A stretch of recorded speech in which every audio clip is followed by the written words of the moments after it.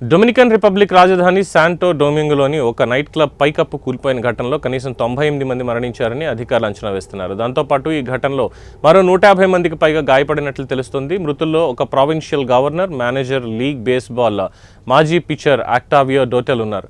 51 ఏళ్ల డోటెల్ను ఆసుపత్రికి తరలిస్తుండగా మార్గ మధ్యలో మరణించారు. జెట్ సెట్ నైట్ క్లబ్లో ప్రముఖ మెరింగ్యూ గాయకుడు రూబీ పెరేజ్ నిర్వహిస్తున్న కాన్సర్ట్లో ఈ ప్రమాదం జరిగింది.